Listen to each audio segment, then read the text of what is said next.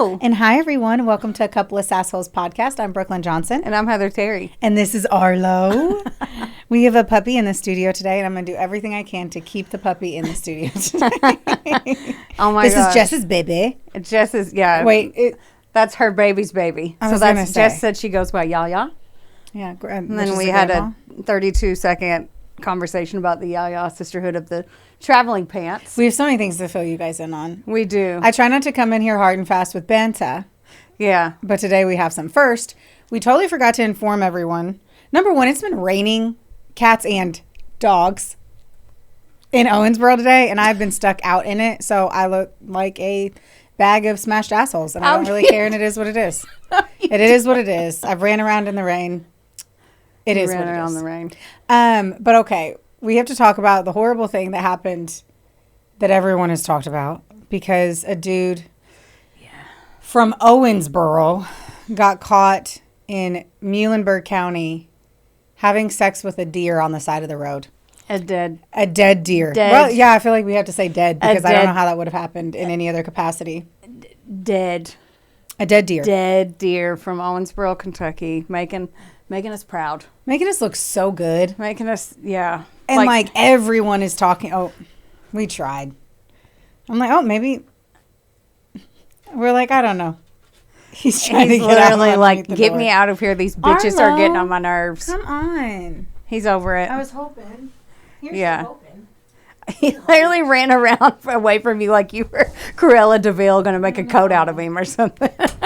This live podcast and stuff going on. This is behind the scenes. Which makes us sad. He wants Yaya. Okay, anyway, dead deer. Yes, back in it. And- So did you read it? Because I feel like I read it or I dreamt, or I feel like I read it, I read it, or I dreamt it. I sent it to you because I was like, I didn't read it because I just saw Muhlenberg County and I was like, and then I found out when someone reposted it and they said, Owensboro, and I'm like, oh, shit. Yeah, somehow my husband, who's from Muhlenberg, keeps getting links to this over and over again from all of his coworkers in Louisville, and they just think it's the funniest shit in the world. I mean, it is. It's so disgusting. But I think what I read, I originally made an attempt to like look into it, and I believe, which anyone else can be like, that's not actually what happened. But I'm pretty sure he was like pants down, dick out. Yeah. When the cop pulled up, because somebody was like driving down the street and was like, 911, what's your emergency? And they're like, I just saw a guy having sex with a dead deer on the side of the road. Yeah, just weighing in the wind. Weighing in the wind.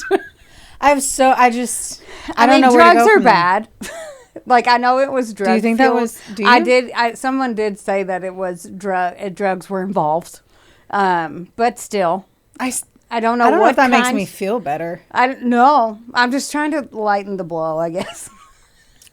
The poor deer, poor Danby.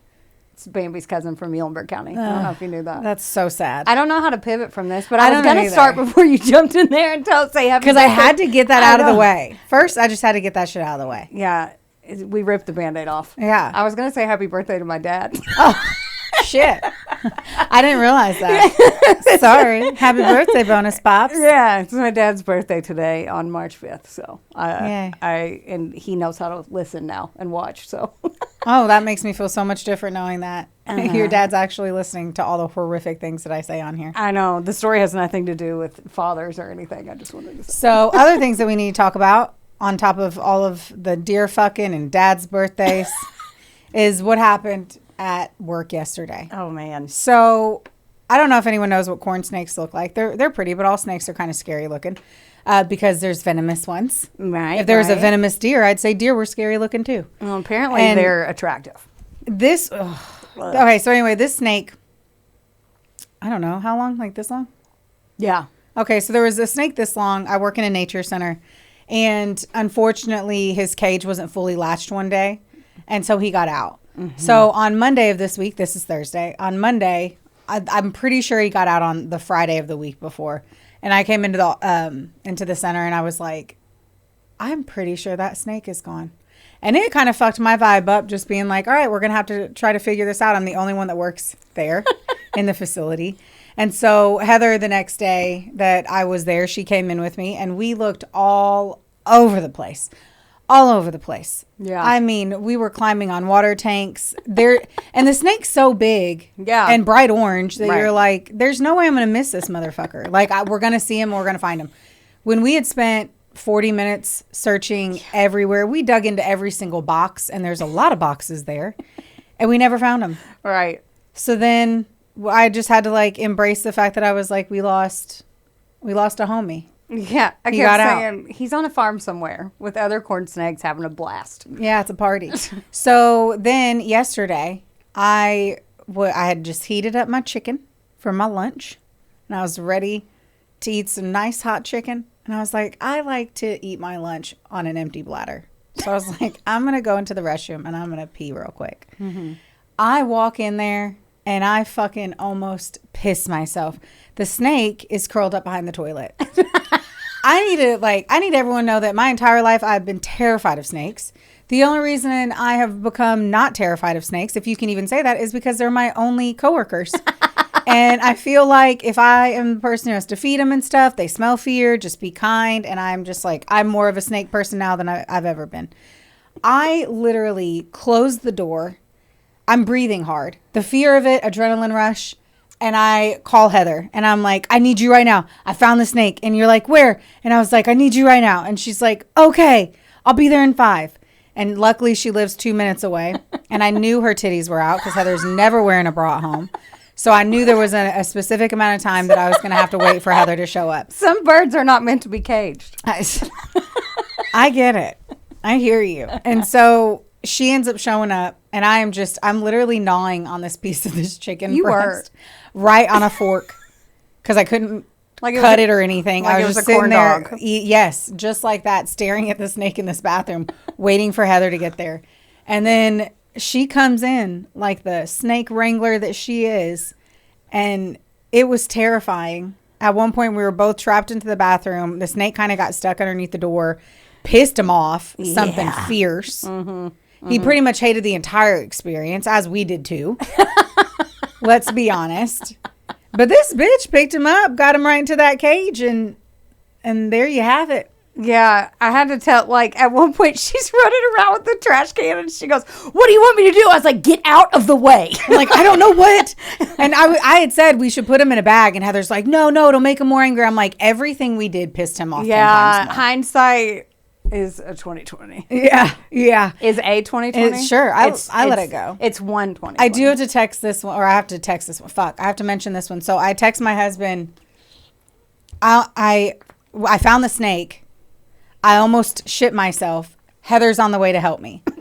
Because it just kind of pops up like some of the message. Travis responded to me and he goes, it literally said, I just shit myself. Heather's on the way to help me. And he goes, I didn't know what was more entertaining. The fact that I thought you were at work and you shit yourself. And that Heather was coming to help you. Or that you found a snake and you guys were able to wrangle it into a cage. Because I am certain that there's no version of my husband's life that he thought you and I would be wrangling a snake into a cage ever. You know what? Me either. Me fucking either. I mean. And I really, you know what though? Out of the two options, I would prefer to get a snake than a turd. But if you needed it, I would help. Travis goes, why would you? So then he had to go into it whenever I got home and he was like, why would you need help if you shit yourself? I was like, well, obviously Heather would have been bringing me pants. Yeah. Like the number one thing Heather would have been doing is like, here's a pair of shorts for you. Here's some clothes. I know you're not going to be able to make eye contact with me for at least 3 months. Who knows? I don't know. We're at the age now where maybe that shit's going to happen. And I need to make eye contact with you. If you did, you did. I would be like, I'm going to need the deadline and an ETA of when I'm allowed to make jokes about You'll never be allowed to make jokes about it. That is never a make jokes of thing. Right. But anyway, thank you for being such an A+ friend. And do what I can. That you dropped what you were doing and you sprinted over. Put a bra on. And helped me get that snake back in the cage because I would have cried. I don't know that I could have done it. See, at one point. I've never even managed snakes or handled them until last week when I started feeding them. And I'm still not handling them. You can thank Mr. Lodato, my 5th grade teacher, who had 2 corn snakes in the room. So that's where I got over my fear, was because they were in the room. And that's how, if you just put a snake in a room somehow. Like in my when I was in elementary school, Mr. Lodato's class, and I had a snake that looked just like Pumpkin. But yeah, I swear there was one point when I looked at you and I'm like, I wonder. I couldn't act like I was scared, but I was low-key scared. But I couldn't act like it because I was like, if I do it, the snake's going to know and Brooklyn's going to know. And then afterwards, I was like, you were scared. I sat back like this. Because I was thinking, like, this is going to hurt. It's going to bite me and it's going to hurt. It was an adrenaline rush, to say the absolute least. And no, I just figured, Heather's been wanting to get in the fucking snakes' faces the whole fucking time. Every time you come over there, like, get one of the snakes out. I want to get the snakes out. Yeah, not when I want it, when I want it.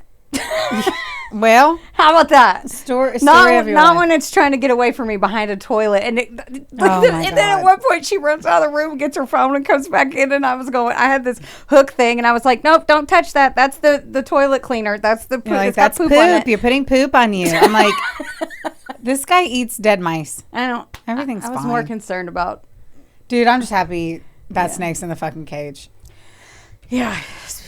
There's no segue. Let's let the snake out of that cage. There's no segue to this. I'm ready for this story. That'd be looking thick. I told you. Like the body of that snake yesterday. Oh, God. Yep. I told you.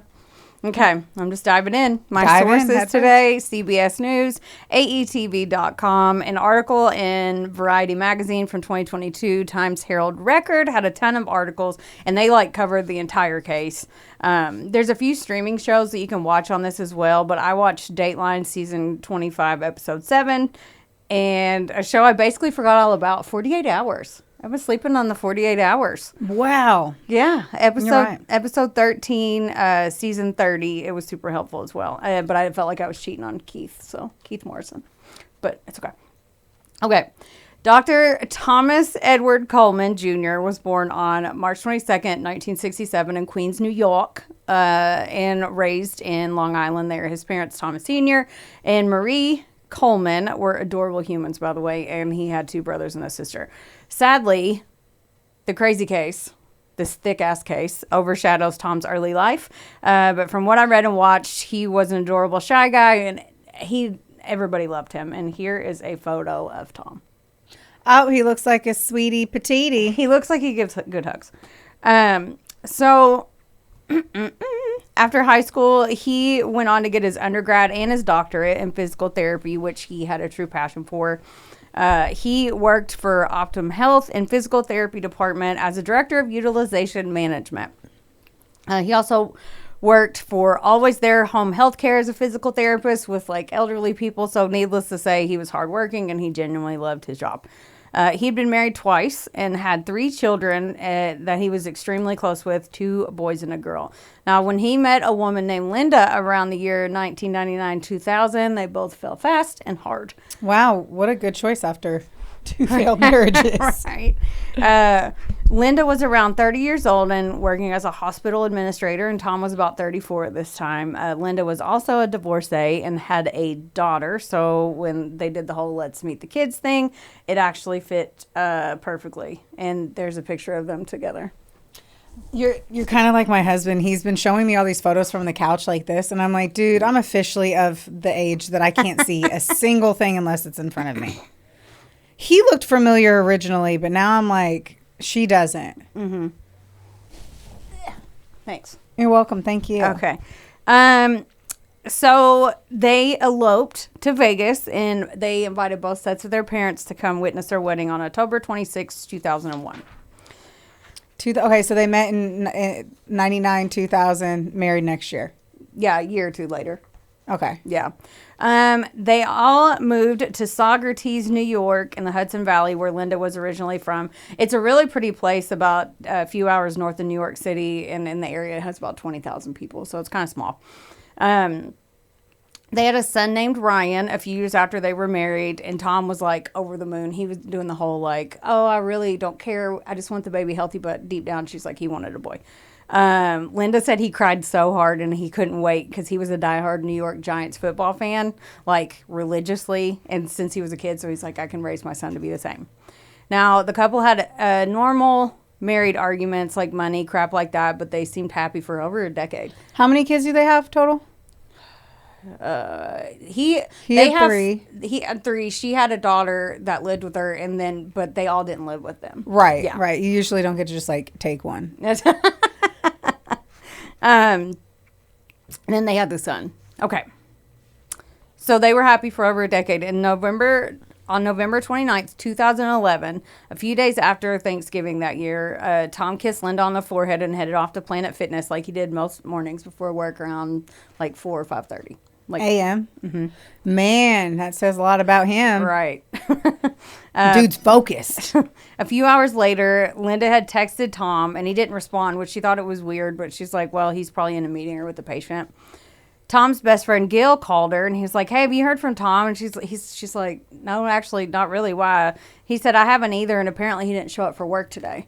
This worried her because he never missed work, like, ever. So she's like, all right, let me trace the steps or something. 2011. Yep. Okay, I was making sure it was, like, cell phone time. Yeah. She went to the Planet Fitness parking lot, and she's like, oh, there's his car. It's in the last row.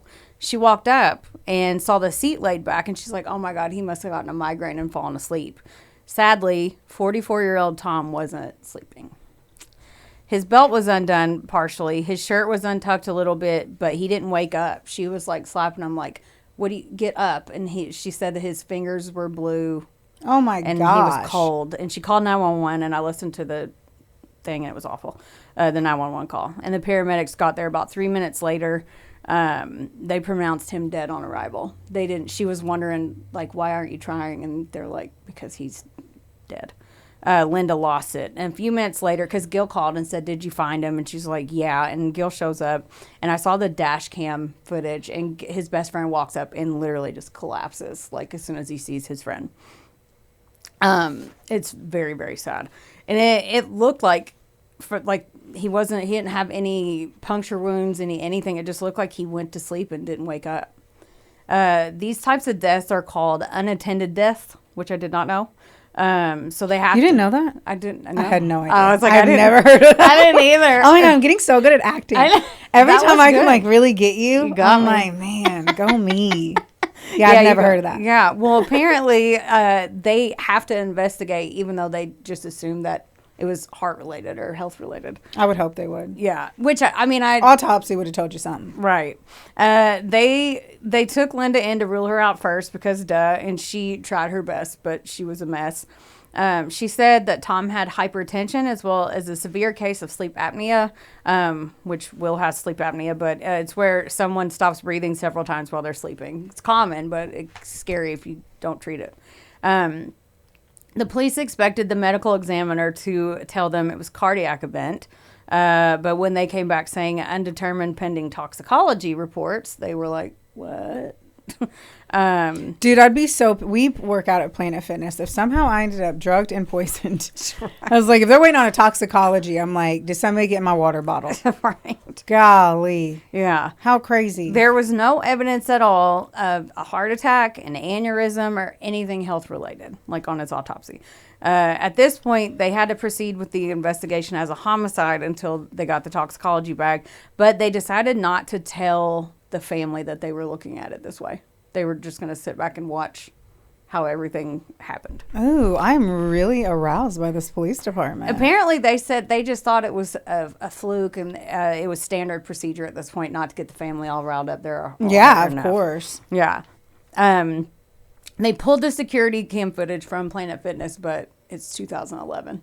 So but you can't see shit right now. I mean, yeah, I know. It's grainy stuff. I was just talking to, I was like, ooh, I don't even, do you ever start to say something and then you're like, I don't know if I should say this on No, but I was talking to somebody about exterior cameras on buildings, and they were affirming that even now, right, they're so grainy, the ones that are being used, that all you can tell is that it's a short female. Yeah. You couldn't tell that it was me. Yeah. And it was 4 or 5 in the morning. That's what I'm saying. So dark. 2011. Yeah. So the footage was basically shit. So sorry. Yeah. Quick question. You said 4 or 5 in the morning. Sorry, and let me know if you don't know this, or you're going to tell me. I'm sorry. That's okay. Was this before he ever left the gym? Like he went into the gym and worked out and came back out? He never went in. Okay. Yeah. Because you said he had a belt on. Mm-hmm. So why would he have a belt on to go to the gym?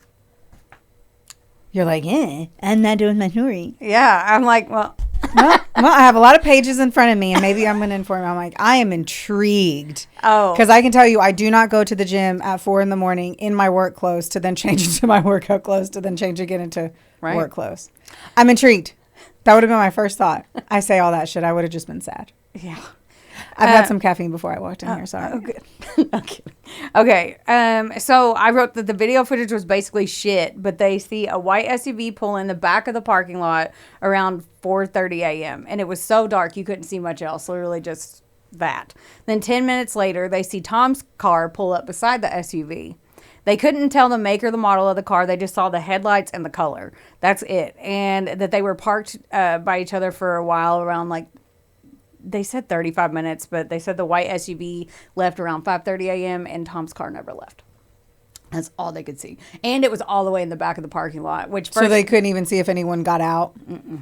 And I saw it too. You can barely tell. Dude, there was one video of a young girl. We remember this case, but I don't remember her name. My apologies.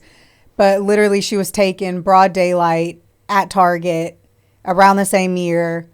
And you could barely see that someone ran up because of the graininess of it. So I was like, and that's ooh, daytime. That's what I'm saying. So you wouldn't even know if they got out of the car, if one of them hopped out of the car and walked to the other one. And it was so they were literally in the back row. Like they showed on Dateline how far away they were.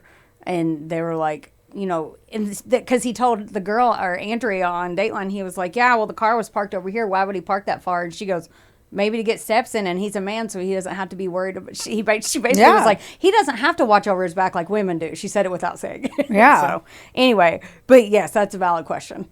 But yeah, Tom's car never left the parking lot. So the detectives had to start with his inner circle first. So Linda, but she didn't have a white SUV. They started looking for potential enemies, and it was basically like he had never gotten in an argument with anyone ever. He doesn't look like he would have. Yeah. How judgy. I know. You can usually tell, that person can probably be a dick. Yes. Right? Yeah. But they brought in his best friend, Gil, who was there at the scene to find out the inside scoop to get more of a different perspective. This is a picture of Gil. Okay. Great teeth. Yeah. Nice smile. Right. Can I say our vehicles look so similar that if there was a crime, we're both... I was like, you do not commit a crime. My vehicle looks like your vehicle, and you would not be able to tell. I know. I thought that. Yeah, I thought that too when I was typing this out. Okay, so let me tell you a little bit about Gil. It's funny that you mentioned his teeth because Dr. Gilberto Nunez was an award-winning dentist. Makes sense. And had a thriving dental practice. He immigrated from the Dominican Republic back in the 80s, but he still had the sexy accent. I did like his accent. Really? He does not. I would not have guessed that he was Latino. He was a volunteer firefighter, donated money to tons of charities, did dental work in low income areas and stuff. And a lot of people really loved and respected him. Now, Gil and Tom seemed a lot like us. They talked all the time. They knew everything about each other, and they had been best friends for about 4 years before he died. They met at their son Ryan's kindergarten orientation by chance in 2009. And Linda and Tom and Gil and his wife at the time just hit it off and became friends. And they were like, you want to grab dinner? And they just started hanging out. Cute. Yeah. I love that. I know. Unless it ends in murder. When Gil and his wife separated, he was still a main fixture with the couple. So Tom got Gil into football, and he joked that he was like, I never cared about it before. And then he was like, watch football with me. And he was like, why do I care about this? And now I love it. So again, not shocking when they brought him in to interview him, and he knew all the details about Tom. Tom was also one of his patients. So whenever they were asking him about his health history and marriage, he was like, well, he had sleep apnea. He knew that. They asked him how Linda was doing lately. They were like, how? Because they knew he was checking on him. He's like, yeah, I've talked to her. She's in really bad shape, but I'm trying to be there for her. And then he says out of nowhere, he goes, well, let me tell you this because I know you guys are going to find out anyway. Me and Linda have a relationship. And they said, oh, sexual? And he says, well, yeah. Oh, girl, we just getting started. So I was not expecting that. Yeah, I know. I don't That's care. how I wrote it. I don't care for that. Yeah, I don't either. They were shocked because they had no reason to even think that, ask that. They didn't even bring it up. They were just like, have you talked to Linda? Is she doing okay? And he was like, yeah, we have a relationship. And Yeah, like, we what fuck. They were like, what the fuck? But yeah, he just said it. And then he went on to say it's been going on for about a year and they were in love. Holy cannoli. I thought you were going to be like, yeah, they're upside down pineapple people. I thought you were going to be like, yeah, we just swap our partners left, right, and center. That's what I was kind of hoping for. No. I'm a little disappointed now. Oh. Okay. Well, was Tom fucking his wife? Oh, no. Oh, Here we I go. wish. Here we go. All right. Okay. So he sounded so casual in the interview, too. Like, they just went to grab McDonald's. He was like, yeah, we're in love. Like, and they were like, what? Like, they didn't expect it. I would not have picked him over Tom. Right. I just have to say. His headshot was really bad. He was actually more. Okay. Yeah. Okay. Like, so you're that- saying No, that you was. would pick him over? No, I think they're both hands. Anyway, I can't. Okay. I was like, I don't know. I want to know which one you think was more handsome. Okay, so Gil's like, well, Tom knew about it. He found out sometime in the summer from him. Obviously, he just likes to tell the cops. So this is going to be one of the hardest things.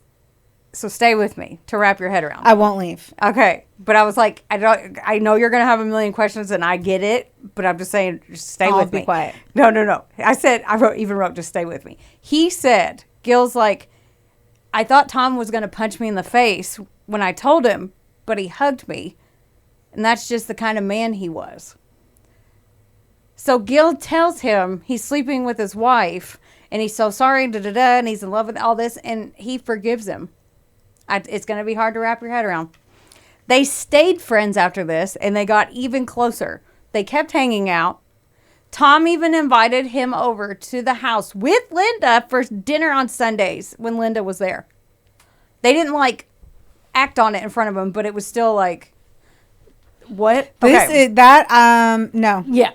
I'm going to unsubscribe from that email. Yeah. No. Yeah. I will not compute that. Yeah. I feel like that's a lie. I feel like he said that so that he would think that they would think that Tom wasn't mad.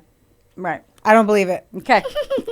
Okay. So they were like, cool, we should probably bring Linda back in. Yeah. And she was like, okay, fuck, I have to tell him this. She said that after Gil and his wife split, both their sons were in karate together. So she would take Ryan and he would take his boy. And this was 3 times a week for about an hour. And they would sit beside each other and talk, whatever. He would walk her to her car and kiss her on the cheek. And she's like, okay, well, that's your culture. And then one day, he's telling her, bye, have a good day. It was great talking to you. He kissed her on the lips. She was like, that was weird. But she brushes it off. And this went on for a year, by the way. Of him just kissing her on the lips. Uh-huh. Yep. Then, one night, he calls her. And she's like, hello. And he's like, I can't stop thinking about you. You're so beautiful. Blah, blah, blah, blah. And I'm not saying she's innocent. But it's hard not to be mad at her. Like, she should have been like, that's cute, but we can't see each other ever again. End of story. So, wait. Hold. Yes. So, is that it? Like, and then they started having sex? Yeah. Well, hang on. Okay, I'm like. So 1 year into it, he's getting to know her and he's falling for her and he starts kissing her on the lips 3 times a week when she leaves, and then she doesn't tell her husband any of this. She's just like, oh, okay. And then all of a sudden he's like, he calls her, he's like, you're beautiful. I can't stop thinking about you.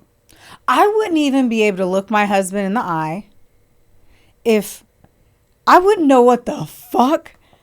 I can't even process that. Right. If just somebody, like, first thing, I lived in Miami for fucking 9 years. We all kissed each other on the cheek. I had to learn to stop doing that here because I realized it made people uncomfortable. But because everyone was Hispanic, that was everyone's culture. Right. The first time somebody did it to me, I was like, oh my God, they're into me. They were not. It's just the culture. I can't tell you how many times I've accidentally kissed people on the lips from them going to say bye and going to kiss you on the cheek and you turn your head. Yeah. I've kissed 3 women that way in Miami on accident when you were both like talking. You're like, oh yeah, bye. And you do them because everyone does it. But yeah. So I could understand a mistake one time. That's what I'm saying. But then the second time, I'd be like, and I'm like, you're actually coming for my lips? Yeah. I would feel so weird. Mm-hmm. But he was single. He was divorced. They at this time, yes, he was separated. They didn't. The timeline on his separation was a little mucky. I tried to find it. I couldn't find the exact. Yeah, I'm just like, I get how she didn't tell her husband that. And then he calls her, and then so over a year, like through a year time frame of him kissing her on the lips. Okay, so then he says, "You're beautiful. I can't stop thinking about you." Blah blah blah. And then she says they started texting, and it progressed from there. That was the words that came out of her mouth. She opened the front door and said, "Welcome to my home and my vagina." Right. Thank you. She was cheating from that moment on. Right. Okay. So then because she was also a patient of Dr. Gill's. Of course. She wants everything in her mouth. So she goes in and gets to the chair, and then he made his move, and then they just made out. And then after that, she was like, okay, I'm all in. Like, she put herself, anyway. There's blame all around. Yes. There's blame all around. There's blame all around. By the way, on the Dateline episode, Andrea was like, so did you think he was handsome? And she laughed and she says, quote, not really, to be honest with you, but he just had this way about him. He just had a smooth, very sexy way about him. His personality sucked me in.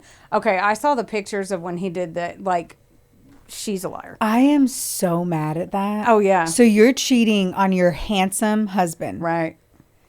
Your handsome husband that you have a child with a dude that to me has a fucking annoying accent. I haven't even heard it and I think it's annoying.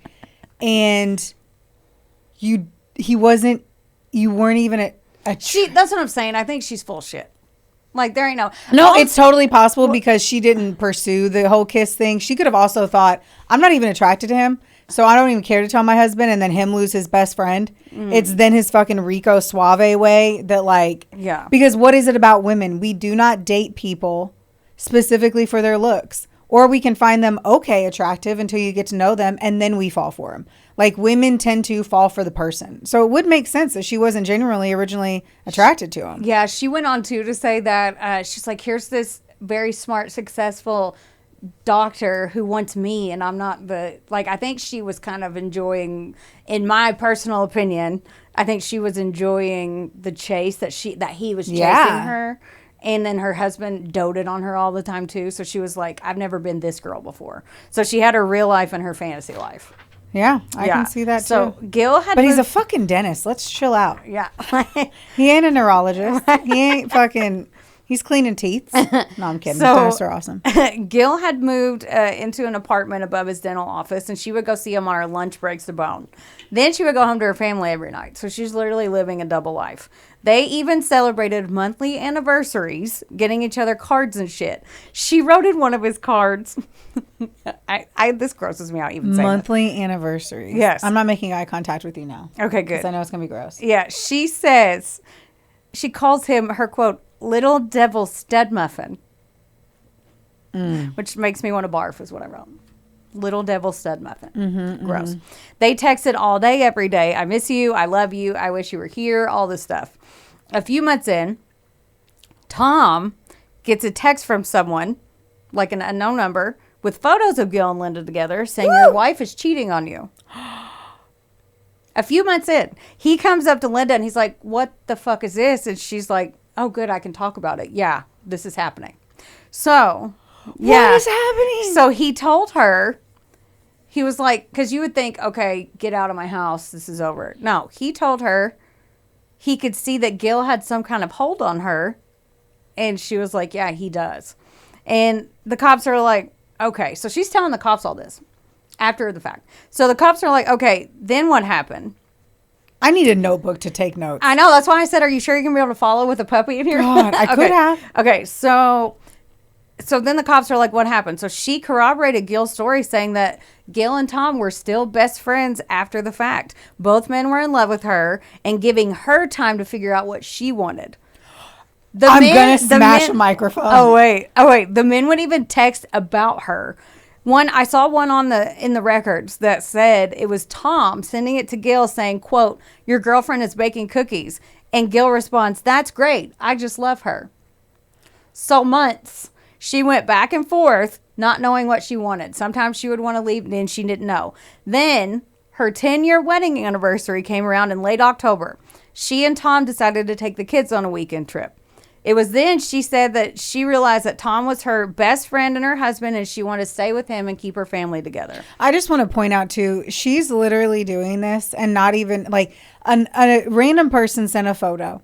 Does that not make her think at all, like, that her kids would find out that she was having an affair with her husband's best friend? In an area of 20,000 people. And, like how would your kids respect you? Right. Like, knowing that. I just can't. It was very selfish and horrible and stupid. But then Tom just taking it. His parents said that he was the type of man that would want to keep his family together, and he did love her endlessly, and he was trying to make it work and make sure she was just happy. But he also, like, that was his best friend. That's still crazy. The cop was like, he's a better man than me. I couldn't have done it. Like, okay. I hear the words, but I'm over here like, no. So, I mean, yes. No. I was telling Will this, and he was like, what are you saying? I understand if it was in the first, like, 3 months of dating and you were torn between two different guys and being like, dude, 10 years you figure it out. 10 motherfucking years in. Yeah. Okay. Yeah. Okay. So she goes to Tom and they discussed it. And Linda says that she was afraid that Gil would harm himself. So they were going to wait till after the holidays to break the news to Gil, like, hey, this has got to stop. A few weeks later, after Thanksgiving, Gil came over to their family dinner. He was that close with them that he was invited to their Thanksgiving. On Monday, after this weekend, Linda met with Gil, and she said, hey, he was like, what's up? And she's like, well, let's wait till after the holidays to decide. But she said he could tell from my body language I was going to dump him. He knew me very well. That night, her and Tom were like giddy, and they seemed back to normal. And the next morning, Tom got up. He went to the gym, and then he passed away. Oh, and I forgot to mention that he went to the gym the day after Thanksgiving. Well, the weekend after, yeah. Like they had it over the weekend. Okay, that's a specific time frame. You're not getting me to wake up at 4 a.m. to go to the gym. No, I'm just saying, like, wow. Before work, and he worked 2 jobs. Like, golly, yeah. So, I forgot to mention one thing. Gil drives a white Nissan Pathfinder SUV. Obviously. So Linda's telling them that they were officially done, but the cops were like, okay, you can leave. We bet you're done dating. So we're just going to watch you for a little bit. For weeks, they tracked Gil's car. They monitored their phone and their computer records, and they were actually telling the truth. They stopped after that. She stopped after that. Maybe. I don't know. Yeah. When the toxicology report came back, 2 months later, by the way, they found a sedative in his system called midazolam. And they were like, the cops were like, we don't even know what the fuck this is. Yeah, because it's something that dentists have. Yeah. It's only used in the medical field by doctors and dentists. Okay. I was like, if this once we got to where we were and you told me the vehicle and I started to obviously, right? You write it very well. But like, I was like, oh, the drug had to have been a dental drug. Right. This is used to help patients relax during, just relax. Just one. I wish I would fucking relax. I'd love to relax. To relax during procedures. And there wasn't enough in his system to kill him, but given his medical history with the sleep apnea and everything, it was a different story. This has a very bitter taste, they said, too, so you can put it in coffee or juice to mask it. So they broke the news to Linda, and they were like, there's a lot of coincidences going on here with your lover, his best friend. And she's like, no, there's no way. There's no way. And the police brought her in several more times, and she finally was like, okay, I think he did. That sucks. She told them, then she goes on, because she keeps going, oh, well, by the way, this. Oh, by the way, this. So she told him a month before Tom died, she and Gil were out to dinner. Gil proposed to her. I thought they were just out to dinner. I know. Oh, I'm my like, where? So, like, he proposed to her. Like, got down on one knee and proposed to her in public. With a ring on her finger. With a ring, yes. And she probably had a ring on her fucking finger. I know. Oh, my geez. She was like, she said she laughed and goes, no, you're way premature with this. We have to figure everything out. She didn't tell him, no, I can't marry you because I'm already married. But anyway, she says you're premature with this. She still was at the state where she didn't know what she wanted. She also revealed that Gil was the person who texted Tom telling him about the affair from a burner phone. And they found the burner phone. Gil was the one that told Tom about it 2 months in. Gil cried when she yelled at him. She said, who the fuck do you think you are? And he said, well, like, I would want to know if I was him. And she's like, who the fuck do you think you are? And he threatened to kill himself, she says. Gil is crazy. She said, He is crazy. He must have a huge dick. I have got to say, he is walking around with a wheelbarrow underneath his balls, just carrying them around. His balls. Yeah, just fucking scooting those fucking balls in that wheelbarrow. He has got. Yeah. Wow. Yeah. This dude. Yeah. If they wrote him as a character in a book, I'd be like, that is such a ridiculous character. Yeah. Fucking Big Tooth Gil. Fuck. Okay. Man. And so Wonderboy Media is not only the proud producer of this glorious magic imploring your ear holes right now, but they're also a big deal. get in touch with them today to make all of your dreams a freaking reality. From using their bangin' ass podcast studio, where we are right now, to creating amazing videos and editing our content like the mystical mavericks they are. your podcast can go further when you have a Wonder Boy. Hit up Drew today at WBOYmedia.com. Or text him day or night at 270. Just kidding. Does your face look like a mugshot lately?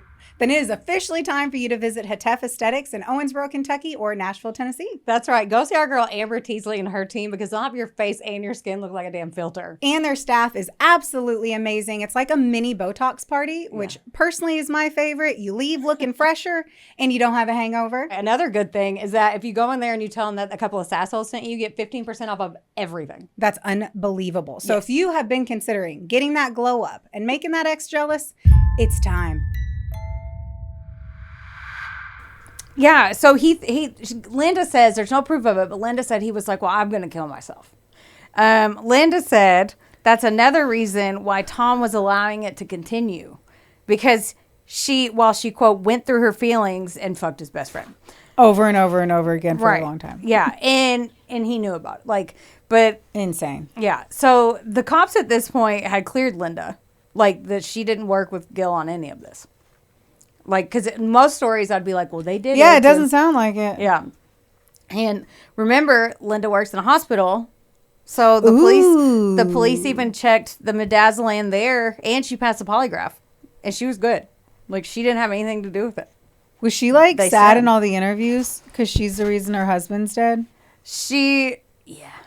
I was going to say, could you feel Yeah. the remorse and if I could have kept my pants on? Yeah. I'll get to the different points of view too in a little bit because that's a very good question. But you would think most of the time these stories end up with they did it together, but no.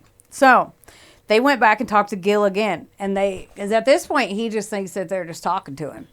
So he goes back again, and they present him with all of this, the circumstantial stuff. And I watched the whole video, and they were in his face screaming. The cops were so pissed off because he didn't flinch. They were like, you did this and he was like, no, I didn't. I have nothing to hide. No, Because his big balls. He was like, no, I mean, yeah. And I wrote, he was screaming. It was nuts. Yeah.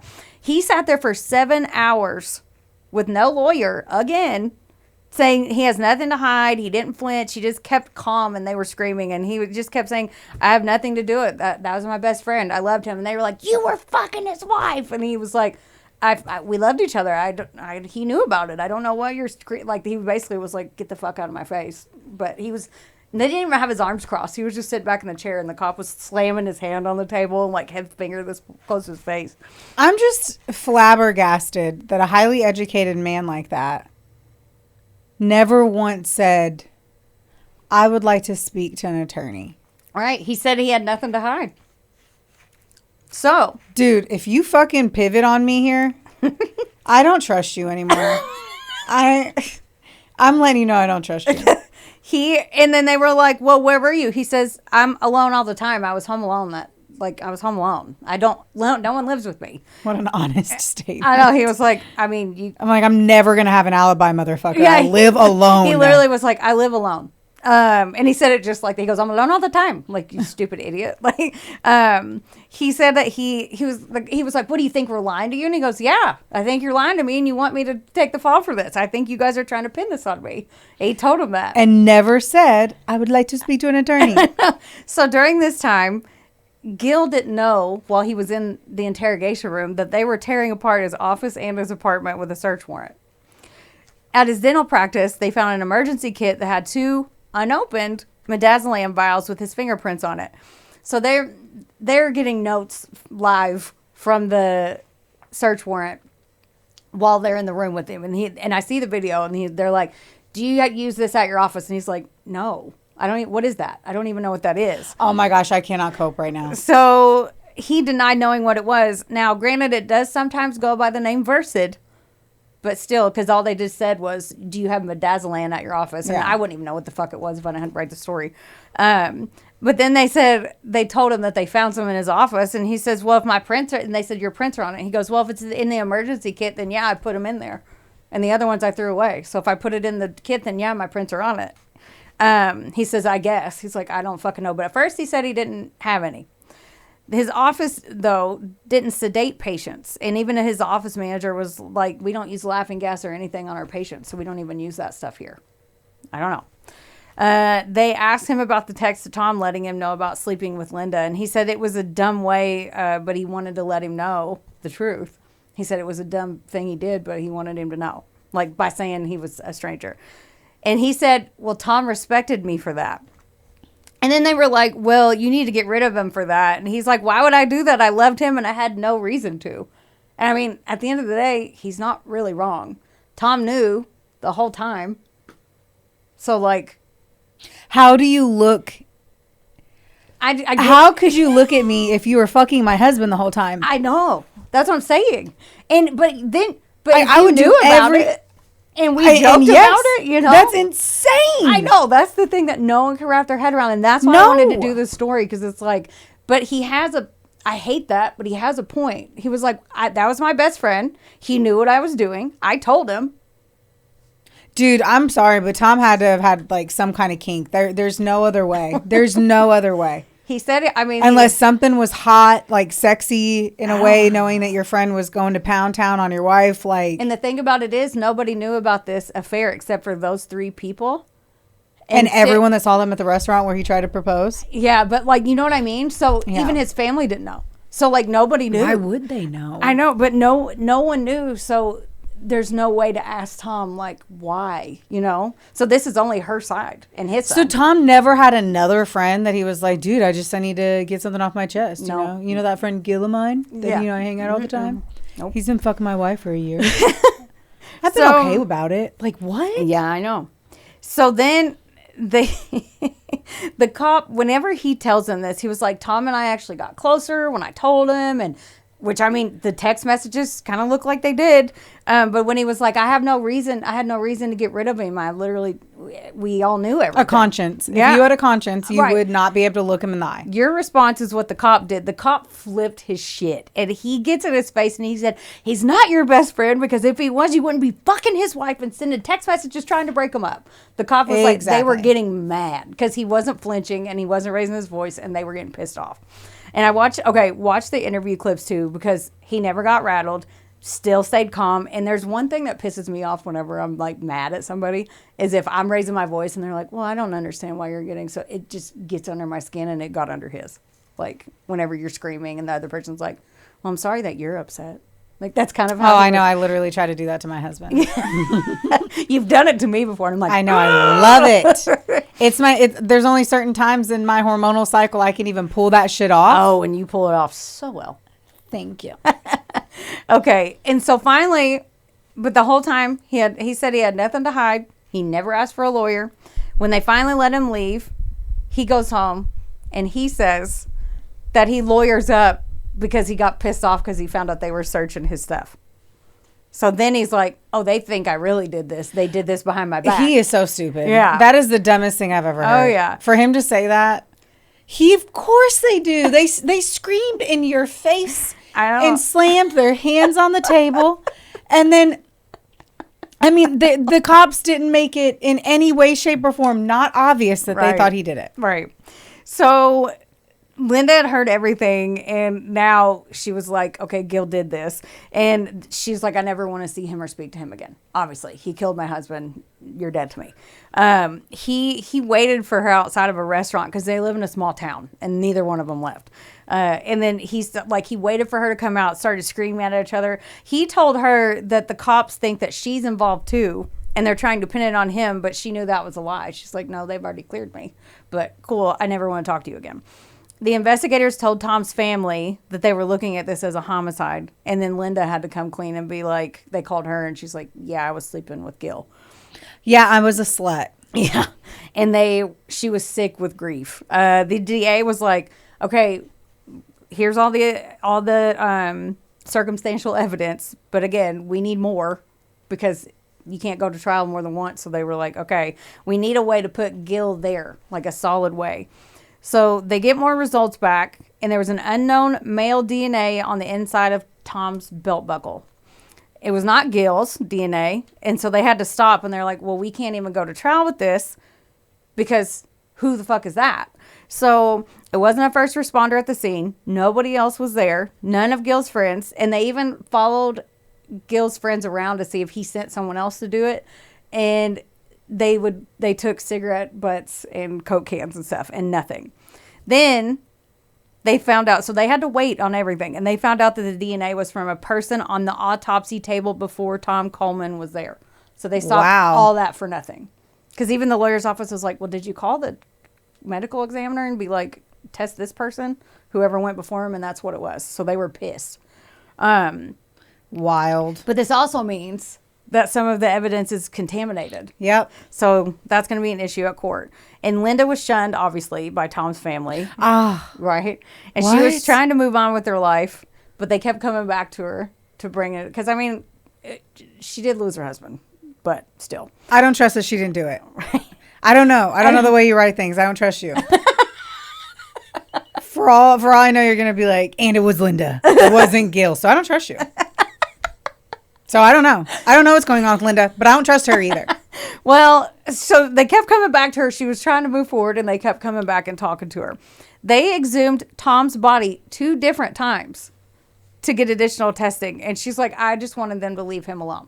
It's rare that they do it once, but they did twice. I'm sure you would if you did it. Right? Like, and after all this. No, that is wild. Why didn't they get it right the first time? Or the second time, literally. I don't know. Let alone the third time. Yeah.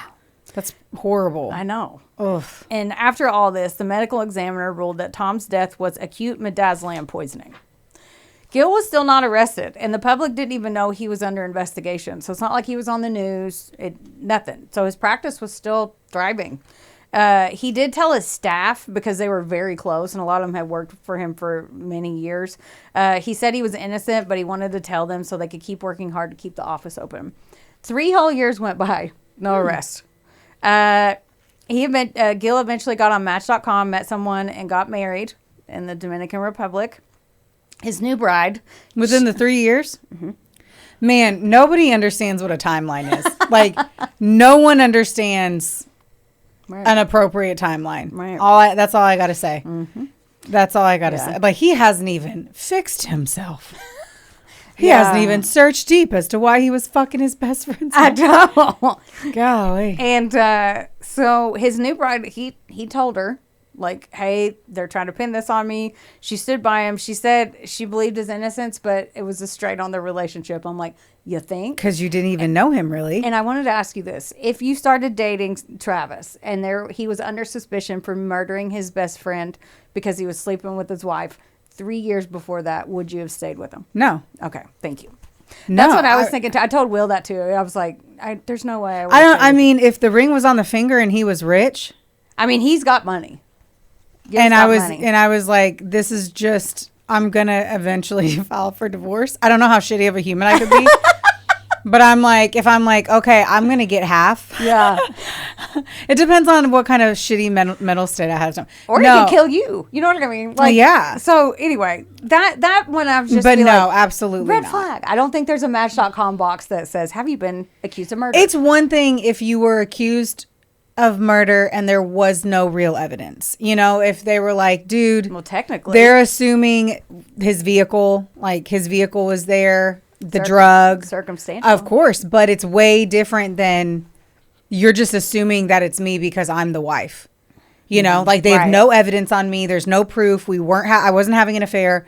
I loved it. Like, that's one thing. Mm-hmm. to where you can truly believe him. But if they're like, if he said that to me, I'd be like, explain to me exactly. And I was like, oh, you were fucking your best. I wouldn't date you. Yeah. If you told me you were fucking your best friend's wife. Yeah. That would be enough. Let alone if you were then accused of killing your best friend. Yeah. Yeah. Fucking crazy. Okay. Tom's family was struggling to deal, but they were trying. Like his extended family. I wonder how his kids were. His son Bradley from his first marriage fell into a deep depression. Sadly, he began having suicidal thoughts and tried to take his own life with sleeping pills. Aww. He survived the first attempt, and he said he just wanted to go to sleep and wake up with his dad. 3 months later, he did. And he was only 18.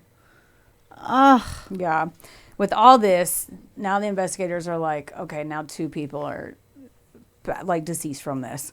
And they were so determined to go to trial. And 4.5 years later, they arrested Dr. Gilberto Nunez for Tom's murder. Now, Gil had a ton of friends, coworkers, and even patients showed up in the courtroom because nobody knew he was a suspect before then. They didn't know anything about any of this. And then it's just like, oh, you love your dentist and this guy that you don't know. But Linda was like, well, they're about to learn. So how would you feel? You love your dentist. I do love Dr. Ward. She is obsessed with her dentist in an appropriate way. Yeah. She's like, he's a great dentist. He is a great dentist. Heather is really into her teeth. It's her favorite thing. Tell me I'm wrong. They're expensive. Yes. So I'm just like, I feel like if your dentist got accused of murder, I would probably go to his trial. You would. You would. Hear that, Dr. Ward? I would. Yeah. This was not sponsored by No. Okay. So the prosecution stance. They're like, Gil was upset. And watch these videos. Just when you go home. Oh, I've got to. I love Dateline. Yeah. And 40. And yeah. I need you to do it. Okay. So the prosecution was like, Gil's obsessed with Linda. He manipulated the situation and to get what he wanted. So he got close to Tom to get to his wife. And then he killed Tom to do it. They said that he met him there at the Planet Fitness parking lot for some reason. He brought him a coffee laced with that drug, and that killed him. They read emails that he had written to Linda in court. One said, quote, I'm not leaving you. Not today, not tomorrow, not ever. I'm not going to let you just walk away from me. Never. Linda testified, and everything had blown up. Like, Tom's family didn't know. This is what that blew me away. Tom's family didn't know this went on for a year. They thought they, had a one-night stand. So his parents found out in court for their son's murder trial that his wife had been sleeping with this man for a year. Okay, okay. I know you still have pages left, but I need to ask this now, or I'm never going to be able to get over it. Was he going to the gym to work out? Like, what was up with his clothes? Do you cover his outfit or no? No, I don't cover it. But he went to the gym 3 or 4 days a week in the mornings before work. But he was wearing regular clothes. And then he chose to drink a hot cup of coffee before going into the gym. Valid question. So they don't know. I was half expecting you to tell me that they were fucking. And that they were meeting and he was in his regular clothes and this was a fake thing. Yeah. That he doesn't go to the gym. He actually just fucks them in his SUV or some shit.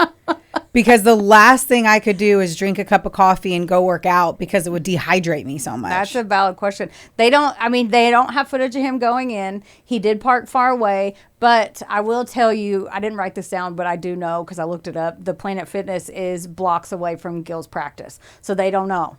That it's all speculation. And I don't know if that's a valid question about his clothes. But he normally did go to the gym. He did go. He was a member there and he would. So they don't know why he didn't go in this day. They don't know. But it was the weekend after. It was the day after. And I'll get to that. But it was the day after that Linda thought Gil knew that they were going to stop sleeping together. Yeah, you mentioned that. But I'm just. So then they don't know. So I'm just so confused by that. Why he had he had a belt on. I don't know. And why is no one making that a bigger deal? I don't know. So. Because I'm hold on, sorry. Because I'm almost wondering. They don't know if he just met him there. He was they don't know if he wasn't going to work out that day. She just assumed he was gone because he left so early because that's what he usually did. Oh, okay. So he could have just been meeting to talk to his friend. Yeah. Right. In a gym parking lot that he frequently worked out in. Mm-hmm. I don't know. Okay. Dude, if you ever try to fucking make me meet you at 4:30 in the morning at a Planet Fitness, not to work out, but to give me a cup of coffee. No. Weird. That's what I'm saying. That whole act is bizarre. But that was the normal time he would go. I understand that, but the clothing makes that's all I have to say is the clothing makes no sense. Yeah. That's all. Okay. And why he would drink coffee. Right. Like none of everything that you're saying implies he wasn't going to actually physically work out, which also makes it weird that he parked so far away and not closer in to walk in. Correct. But the white SUV got there first. And he pulled up after him. 10 minutes later. Okay. I'm going to keep going. Yeah. The white SUV got there first. He parked beside him. I get. So then he would have parked. I would have saw your vehicle and parked next to you. Right. But I still don't understand the jeans. I don't know. Carry on. Now I'm going to let it go. I don't know what kind of pants they were. I know there was a fucking If there's a belt. There is a belt. I have never seen any workout clothes for men that have a belt. So either way, I know Planet Fitness is a judgment-free zone and you can wear jorts in there. But it doesn't mean he was. Yeah. So they might have just you know what? said... He could have... Hold on. He could have been one of those dudes, though, that worked out in his regular clothes. Right. We see him all over. Yep. I worked out with the guy a couple days ago that had his work clothes on and he just came in and lifted weights and left. Who knows? Okay. I got to get past that fact. Please. Yeah. Just like, please shut the fuck up. Please shut up. Okay. So, but my point of that was that... Stop. My point of that was that Tom's parents thought it was a one-night stand and then found out in court when she was like, oh, it went on for a year. I just feel bad for them. They lost. I feel the worst people who got. Yeah. I couldn't even imagine. They also found out that the burner phone that Gil had that he used to send Tom those pictures had also sent text to Linda saying that Tom was cheating on her and it was from Samantha. It says they were having wild sex. So Gil sent text messages to his girlfriend and his best friend's wife saying that Tom was cheating. Linda also told them that Gil had told her, this is your favorite, that he was, what do you think that Gil said? He was in the CIA. You know what I got distracted in? I was like, he picked the name Samantha. I feel like that's because Sex and the City was thriving and he picked a slutty name. Yeah. But so Gil told Gil told Linda he was in the CIA, even showed her an ID card. He told her that he would sometimes place tracking devices in people's mouths at his office because that's a thing. That actually is a thing. Oh my God. Yeah. So Linda was like, I mean, okay. But I just don't think people are like, hey, I'm in the CIA. The conspiracy theory has now come out of the last 3 years that's what they've been doing in root canals. Oh, well then there. Yeah. You say you're like, oh, is that? I'm like, no, that's literally proven. They have proven doing that. Oh, well, I have one too. So. 4 in my mouth. Ain't nobody trying to track that mouth. Ain't nobody trying to track it. Unless you say fuck the government as much as I do. Right. And then they'll start tracking it. Okay, so prosecutors also found a witness who was a retired law enforcement and testified that Gil's friend approached him. And he said his friend goes up to this guy that used to be a cop and he was like, hey, Gil wants to pay us to go scare this guy. And we can pretend we're from the CIA. Gil's friend was like, what? And he goes, no, he's in the CIA. And the law enforcement's like, no, he's not. And he goes, look, and he showed him a fake badge. The guy was like, you're cute. I used to be a cop. That's fake. When they found the fake badge on Gil's computer, they added the felony forgery charges. They also found a Google search for midazolam on an office computer that went straight to a wiki page. The night before Tom died, Gil and Tom had texted about meeting the next morning, probably about Linda, but they don't know. Motherfucker. Since it was 2011, all the texts were deleted from Tom's phone. Gil was saying, I don't know why they're deleted. You guys probably deleted them. And they couldn't retrieve all of them. They could only retrieve some of them. And most of them were about football and shit. Just best friend banter or whatever. Best friend banter. Another hurdle they had to face in court was that the prosecution couldn't use a ton of Gil's first interview in court because they didn't Mirandize him.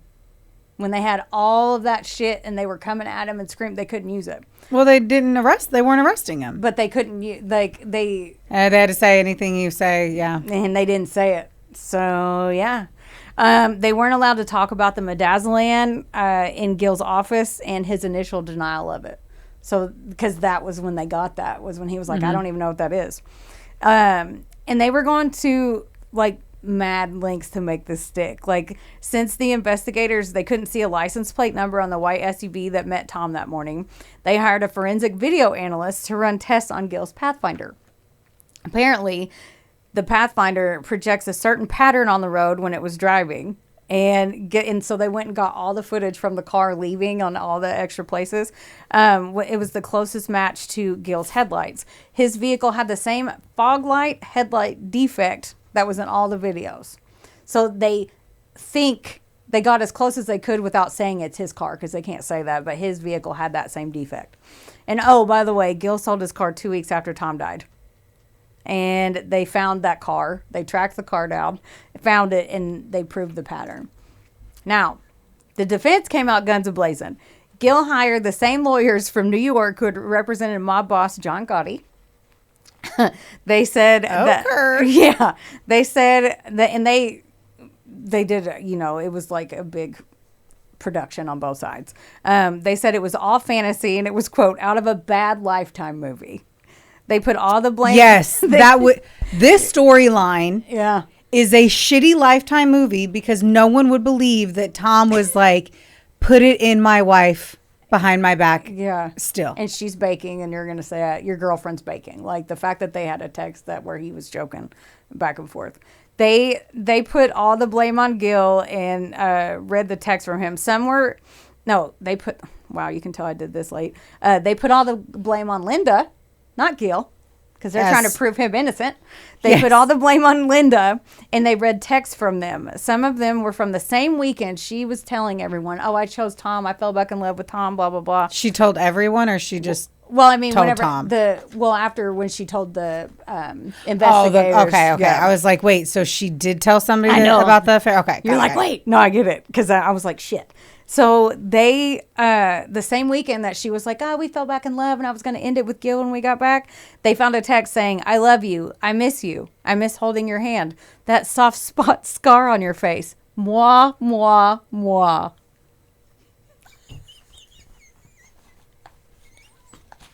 Ew. Moi. No, it said moi, and they had to read it in court, and I was like, bleh. I don't care for any of that. Right. And they were like, so she sucks. Yeah. And they were like, well, why would he even want to kill Tom if he didn't think the affair was done? Because he didn't know if she's saying all that barfy bullshit. The same weekend. There's no reason. So she's saying, well, I was going to end it with him, and he just knew. And then they're like, well, see, I'm waiting for you to tell me it was Linda. Right. So, and like, he didn't know it was done, and Tom knew the whole time anyway. Linda said, well, I was just playing this stupid game. I was stringing him along over the holidays because I didn't want him to kill himself because he had kids. Like, you didn't have to say all of that. That's what she said. You did not have to say all of that. Right. They went back through the prosecution's case, and they went right at each point, each single thing against the second-degree murder charge. There was no DNA in Tom's car. Gil's fingerprints weren't anywhere. Nothing of Gil's was in the car or on Tom. They also made the claim that maybe Tom was meeting someone else. They were trying for that reasonable doubt. His clothes were a little rugged, like I said, and his pants were undone. They brought this up, which I think is stupid, but he had an unopened email in his inbox from BeNaughty.com, which was a hookup website, and they thought, well, maybe he was meeting somebody there. He knew his wife was cheating on him. Why would he not? It was unopened, and if they looked in my spam folder, not like, good Lord, right? Golly. Yeah, so they brought that email up too. They said his heart was a ticking time bomb, that Tom's was, and he could have died at any moment. They said that Tom had an enlarged heart, which killed him, and not the non-lethal dose of midazolam. When the jury deliberated after 6 hours, they reached a verdict. 6 hours. Mm-hmm. This does not feel like a 6 hour kind of.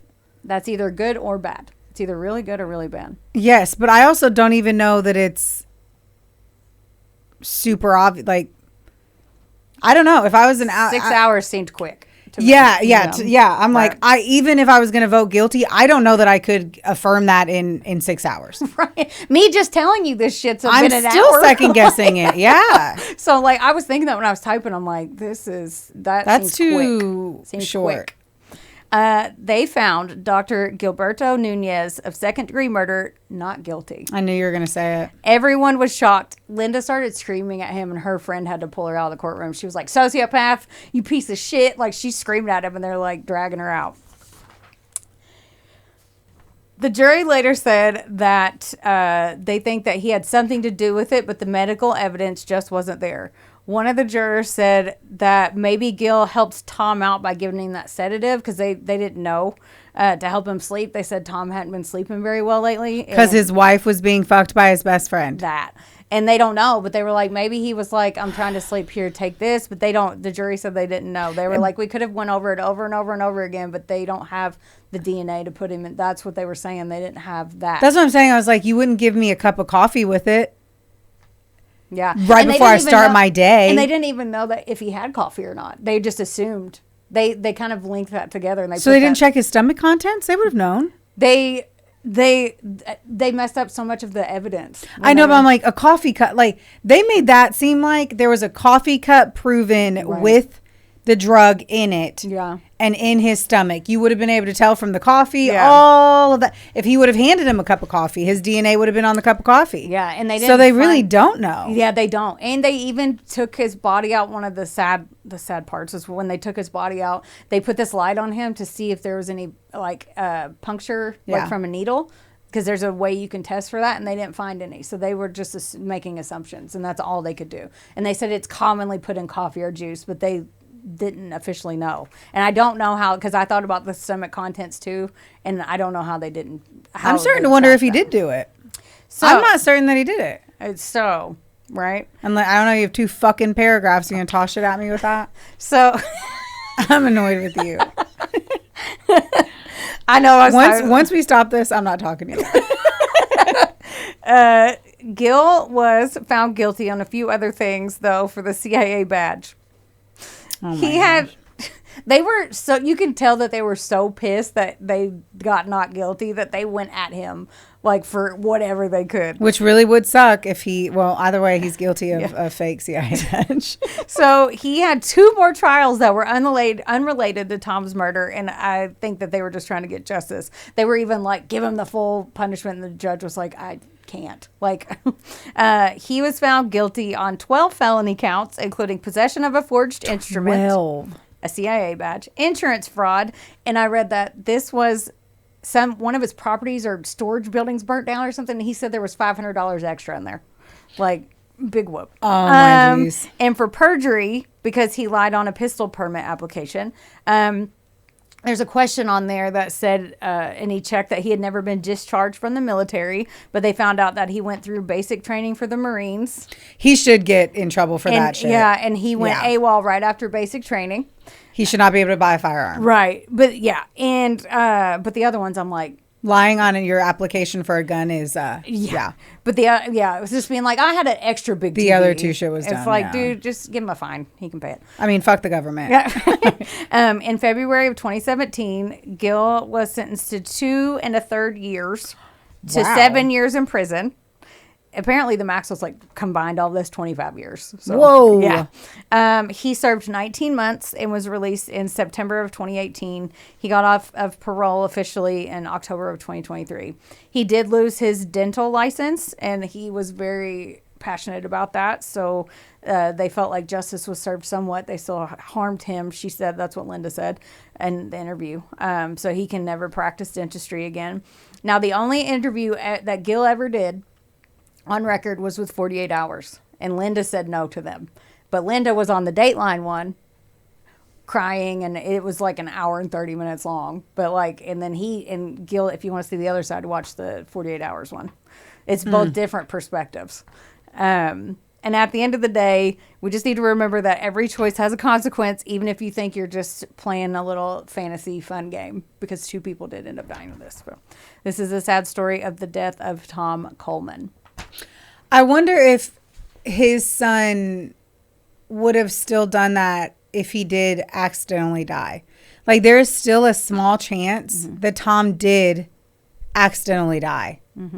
Because they didn't say it was necessarily an overdose, that it just mixed with his condition, right? They said it was the defense, a non-lethal dose. Non-lethal, but then the medical examiner, which we've seen before too, that medical examiners can be pressured. Yeah. So, if it took that many autopsies and they messed up all that stuff, like, there was a lot of things that were mishandled. I still don't know who to trust, and I don't know what I think after watching both and reading all the things. I think that it's probably better that he got a not guilty. It doesn't seem like there was enough. The jury said, the guy goes, we could have went over that over and over and over, but they still couldn't prove it without a doubt. Yeah. He's like, I think he had something to do with it, but I don't know if it was intentional. That's what the juror said. He was like, yeah, but then wouldn't he have just admitted to giving him that drug?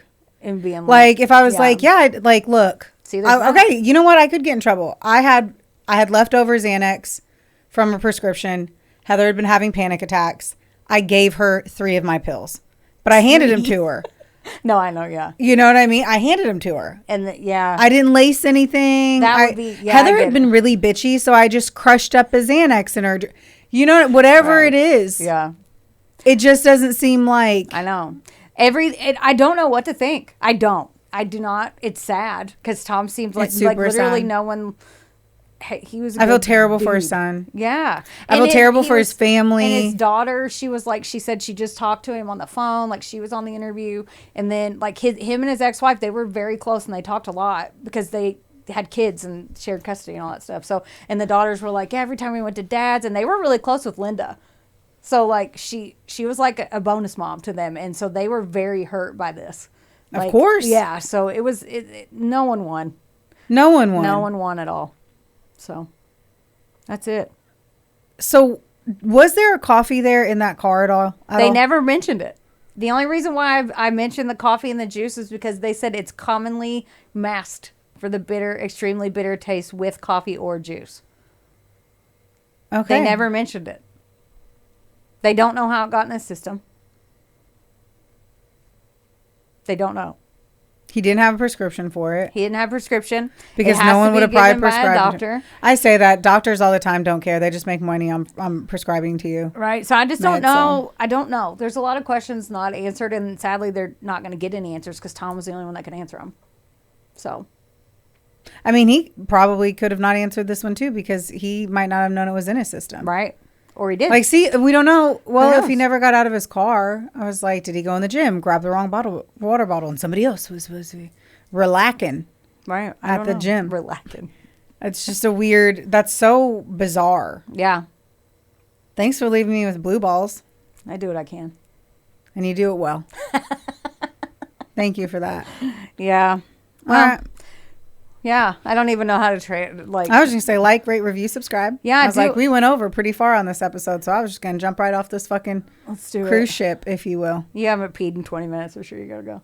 No, not really. Oh, but don't forget, like, rate, review, subscribe. It helps us. Yeah, it helps more people see us, and it's free. So just do it. Make your mom do it too. Okay. Don't forget, don't get mad. It's sassy. We love you. We love you. Bye. Where's Arlo? This episode was sponsored, edited, and produced by Wonderboy Media. Get the deets at WBOYmedia.com to see how you can make your podcast dreams a reality. Help us out and be sure to rate, review, and subscribe wherever you listen to our audio project. Don't forget, follow us on Facebook, Instagram, and TikTok at, of course, a couple of Sassholes. Want more sass? Become a member of our Patreon for bonus content, merch, and more. Plus, we're on Cameo now, so there's even more ways to get the sass you need just how you like it. As always, don't get mad. Get sassy. Theodore, can I pet that dog?